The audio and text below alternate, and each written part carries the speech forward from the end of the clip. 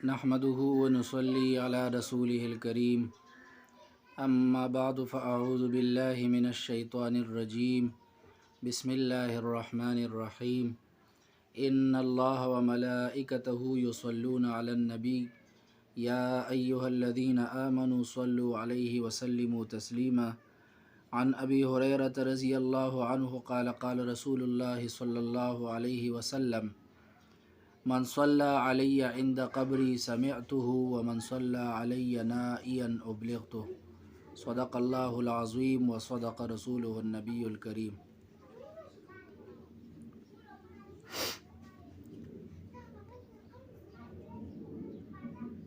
معزز دوستوں اور بھائیوں اور معزز سامعین حضرات، سبق نمبر 17 کی پہلی بات آیت کریمہ ہے آپ صلی اللہ علیہ وسلم پر درود و سلام کا حکم۔ اللہ تبارک و تعالی قرآن کریم سورۃ الاحزاب آیت نمبر 56 میں فرماتے ہیں ان اللہ و ملائکتہ یصلون علی النبی، اللہ اور اس کے فرشتے آپ صلی اللہ علیہ وسلم پر درود بھیجتے ہیں۔ یا ایھا الذین آمنوا، اے ایمان والو، صلو علیہ وسلم تسلیما، تم بھی ان پر درود بھیجو اور خوب سلام کرو۔ لہٰذا اس آیت کریمہ سے ثابت ہوتا ہے کہ درود شریف آپ صلی اللہ علیہ وسلم پر پڑھنا اور آپ صلی اللہ علیہ وسلم پر سلام کرنا یہ اللہ تبارک و تعالیٰ کے حکم کی تعمیل ہے۔ آپ صلی اللہ علیہ وسلم پر درود شریف پڑھنا یہ اللہ کا بھی وظیفہ ہے، فرشتوں کا بھی وظیفہ ہے۔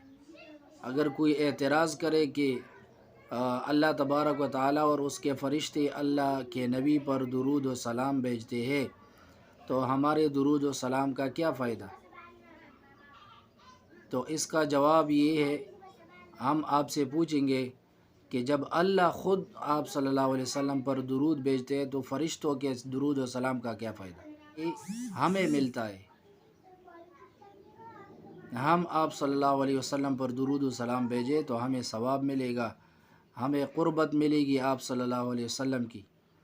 لہٰذا آپ صلی اللہ علیہ وسلم پر درود و سلام بھیجنا چاہیے۔ شعب الایمان للبیہقی باب فی تعظیم النبی صلی اللہ علیہ وسلم و اجلالی و توقیرہ، اس میں حدیث مبارک ہے۔ ابو ہریرہ رضی اللہ تعالیٰ عنہ اس کے راوی ہے، فرماتے ہیں آپ صلی اللہ علیہ وسلم کا ارشاد مبارک ہے من صلی علی عند قبری سمعتہ، جو میری قبر کے پاس مجھ پر درود بھیجتا ہے میں اس کو خود سنتا ہوں۔ ومن صلی علی نائیا ابلغتہ، اور جو شخص دور سے مجھ پر درود و سلام بھیجتا ہے وہ میرے پاس پہنچا دیا جاتا ہے۔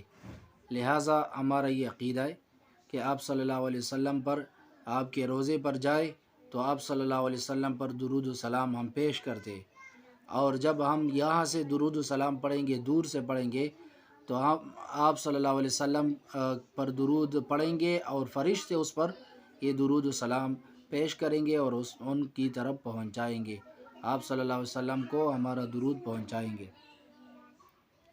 نمبر 3، صلاۃ و سلام کا عقیدہ، ذکر رسول کا عقیدہ، استشفاء عند قبر النبی کا عقیدہ اور عرض اعمال کا عقیدہ، یہ چند عقائد آج ہم پڑھیں گے۔ نمبر 1، صلاۃ و سلام، حضرت صلی اللہ علیہ وسلم پر صلاۃ و سلام پڑھنا آپ صلی اللہ علیہ وسلم کا حق اور نہایت اجر و ثواب کا باعث ہے۔ آپ صلی اللہ علیہ وسلم کے حقوق ہے جس کا ذکر اور تفصیل جس کی متکلم اسلام استاد محترم کے وعظ و نصیحت میں موجود ہے، مکمل تفصیل کے ساتھ آپ صلی اللہ علیہ وسلم کا پہلا حق کون سا ہے، دوسرا حق کون سا ہے، تیسرا حق کون سا ہے۔ لہٰذا آپ صلی اللہ علیہ وسلم کے حقوق میں سے ایک بنیادی اور اہم حق یہ ہے کہ ہم آپ صلی اللہ علیہ وسلم پر درود و سلام بھیجیں۔ کثرت کے ساتھ صلاۃ و سلام پڑھنا حضور صلی اللہ علیہ وسلم کے قرب اور شفاعت کے حصول کا بہت بڑا ذریعہ ہے۔ اس سے ہم اللہ کے نبی کے قریب ہو جائیں گے، اس سے ہم آپ صلی اللہ علیہ وسلم کے شفاعت کے مستحق بن جائیں گے، آپ صلی اللہ علیہ وسلم کی شفاعت ہمیں حاصل ہو جائے گی اور نصیب ہو جائے گی۔ افضل درود شریف وہ ہے جس کے لفظ بھی آپ صلی اللہ علیہ وسلم سے منقول ہو۔ سب سے افضل درود درود ابراہیمی ہے۔ زندگی میں ایک مرتبہ آپ صلی اللہ علیہ وسلم پر درود پڑھنا فرض ہے، اور جب مجلس میں آپ صلی اللہ علیہ وسلم کا ذکر مبارک آئے تو ایک دفعہ صلاۃ و سلام پڑھنا واجب ہے اور ہر بار پڑھنا مستحب ہے۔ ذکر رسول صلی اللہ علیہ وسلم وہ تمام حالات و واقعات جن کا حضرت صلی اللہ علیہ وسلم سے ذرا سا بھی تعلق ہے، ان کا ذکر کرنا نہایت پسندیدہ اور مستحب عمل ہے۔ نمبر 3، فضیلت و زیارت روز اطہر۔ فضیلت و زیارت روز اطہر، زمین کا وہ حصہ جو حضرت صلی اللہ علیہ وسلم کے جسم مبارک کے ساتھ ملا ہوا ہے، کائنات کے سب مقامات حتیٰ کہ کعبہ سے، عرش سے اور کرسی سے بھی افضل ہے۔ روز اطہر کی زیارت کے وقت حضرت صلی اللہ علیہ وسلم کے چہرے مبارک کی طرف منہ کر کے کھڑا ہونا روز رسول صلی اللہ علیہ وسلم کے آداب میں سے ہے، اور اسی حالت میں دعا مانگنا بہتر اور مستحب ہے۔ سفر مدینہ منورہ۔ سفر مدینہ منورہ کے وقت روز مبارک، مسجد نبوی اور مقدس مقامات کی زیارت کی نیت کرنا افضل اور باعث اجر و ثواب ہے۔ البتہ خالص روز پاک کی زیارت کی نیت سے سفر کرنا زیادہ بہتر ہے، کیونکہ اس میں حضرت صلی اللہ علیہ وسلم کی تعظیم زیادہ ہے۔ مسئلہ استشفاء۔ حضرت صلی اللہ علیہ وسلم کی قبر کے پاس حاضر ہو کر شفاعت کی درخواست کرنا اور یہ کہنا کہ حضور صلی اللہ علیہ وسلم آپ میری مغفرت کی سفارش فرمائے، یہ جائز ہے۔ یہ نہیں کہ ہم آپ صلی اللہ علیہ وسلم سے کہتے ہیں کہ آپ ہماری مغفرت فرمائیں، بلکہ ہم کہتے ہیں کہ آپ صلی اللہ علیہ وسلم ہماری مغفرت کی سفارش فرمائے، جیسے کہ وَلَوْ أَنَّهُمْ إِذْ ظَلَمُوا أَنفُسَهُمْ جَاءُوكَ فَاسْتَغْفَرُوا اللَّهَ وَاسْتَغْفَرَ لَهُمُ الرَّسُولُ لَوَجَدُوا اللَّهَ تَوَّابًا رَحِيمًا میں مفتی محمد شفیع رحمۃ اللہ علیہ مفتی اعظم پاکستان نے معارف القرآن میں تحریر فرمایا ہے، اور پورا واقعہ اس میں ذکر ہوئی ہے۔ میں نے قرآن کریم کو پڑھا ہے، جس میں اللہ نے فرمایا کہ اگر کوئی اپنے آپ پر ظلم کرے اور آپ کے پاس آئے، اللہ سے بھی مغفرت مانگے اور آپ بھی ان کے لیے مغفرت مانگے، تو اللہ تبارک و تعالیٰ ان کی مغفرت فرمائیں گے، لہٰذا پھر ان کی مغفرت فرما دی گئی۔ تو اس سے استشفاء عند قبر النبی، وہاں پر مفتی شفیع صاحب رحمۃ اللہ علیہ معارف القرآن میں فرماتے کہ آج بھی یہی حکم ہے۔ آپ صلی اللہ علیہ وسلم اپنے روز اطہر میں زندہ ہے، لہٰذا آپ صلی اللہ علیہ وسلم کے روز اطہر پر کھڑے ہو کر آپ صلی اللہ علیہ وسلم سے مغفرت کی سفارش کروانا کہ اے اللہ کے رسول ہماری مغفرت کی سفارش کروا دے، یہ جائز ہے۔ عرض اعمال۔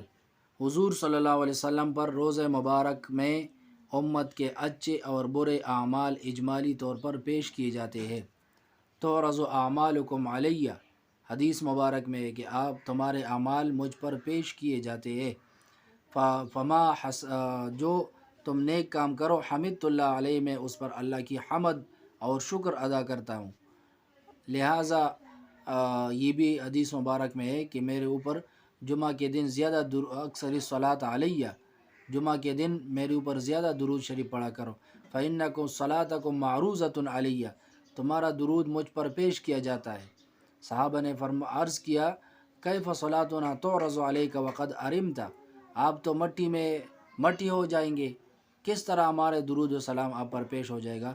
آپ صلی اللہ علیہ وسلم نے فرمایا ان اللہ حرم علی الارض ان تأکل اجساد الانبیاء، اللہ نے زمین پر حرام کر دی کہ وہ زمین انبیاء کرام کی مٹی نہیں کھا سکتے، انبیاء کرام کا جسم مبارک نہیں کھا سکتے، لہٰذا انبیاء کا جسم محفوظ بھی ہے اور زندہ بھی ہے۔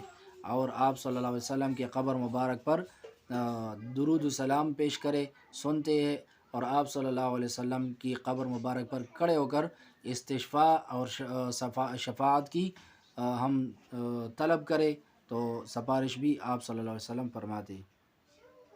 نمبر 4 مسائل میں سے نماز کے مکروہات کا بیان ہے۔ نمبر 1، لاپرواہی سے ننگے سر نماز پڑھنا یہ مکروہ ہے۔ ایسے عادت بنانا اور یا اس ننگے سر نماز پڑھنے کو سنت کہنا یہ شریعت کے خلاف ہے۔ بلکہ بخاری شریف وغیرہ میں کان القوم یسجدون علی العمامۃ والقلنسوہ، صحابہ نماز پڑھتے ان کی پگڑی ہوتی، ان کی ٹوپیاں ہوتی، لہٰذا ننگے سر نماز پڑھنا یہ لاپرواہی کی وجہ سے یہ مکروہ ہے، لیکن اس کو سنت سمجھنا یہ شریعت کے خلاف ہے۔ نمبر 1 لاپرواہی سے ننگے سر نماز پڑھنا مکروہ ہے۔ نمبر 2 امامے کے بیچ پر سجدہ کرنا، جس طرح یہ امامہ ہے اور اس کے اوپر یہ سجدہ کرنا بغیر عذر کے یہ مکروہ ہے۔ نمبر 3 ہاتھ یا سر کے اشارے سے سلام کا جواب دینا، کوئی آپ کو سلام کرے اور آپ اس کو سر کے اشارے سے اس طرح کہے وعلیکم السلام، تو یہ مکروہ ہے۔ نمبر 4 مسلسل آنکھیں بند کر کے نماز پڑھنا، یہ مکروہ ہے۔ نمبر 5 چہرہ یا نگاہ پھیرتے ہوئے ادھر ادھر دیکھنا، آپ اس طرح کھڑے ہوئے آپ چہرہ پھیرتے یا آنکھیں کبھی اس طرف کرتے، کبھی اس طرف کرتے، کبھی اس طرف کرتے، تو یہ مکروہ ہے۔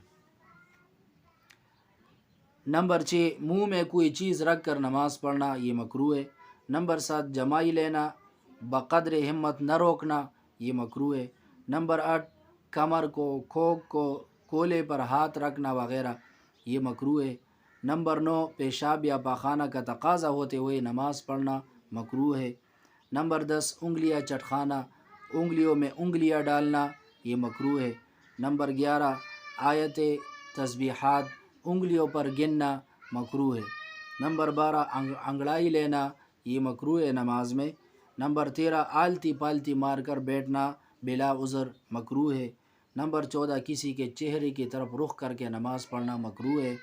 نمبر 15 اگلی صف میں جگہ ہونے کے باوجود پیچھے صف میں کھڑے ہو کر نماز پڑھنا مکروہ ہے۔ نمبر 16 کوہنیوں کو بچھا کر سجدہ کرنا صرف مردوں کے لیے یہ مکروہ ہے، عورتوں کے لیے مکروہ نہیں ہے۔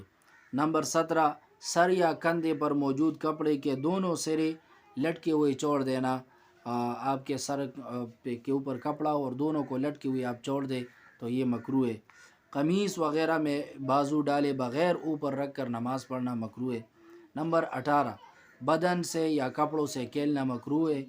19 کام کاج، نیند، ورزش کے وغیرہ ردی کپڑے پہن کر نماز پڑھنا یہ مکروہ ہے۔ 20 جاندار کی تصویر والی جگہ نماز پڑھنا، الہی کے پاؤں کے نیچے ہو یا اسے الٹا کر دیا جائے یا چھپا دیا جائے اور یہ نہ ہو تو پھر مکروہ ہے۔ نمبر 21 تصویر والا کپڑا پہن کر نماز پڑھنا مکروہ ہے۔ 22 نماز میں ادھر ادھر اپنے کپڑوں کو سمیٹنا، سنبھالنا، مٹی سے بچانا، یہ نماز کے مکروہات میں سے۔ المعجم الاوسط للطبرانی میں رقم الحدیث 840 میں مسنون دعا ذکر کی گئی پانی پینے کی۔ جب آپ پانی پیے تو یہ دعا پڑھے، بسم اللہ الرحمن الرحیم۔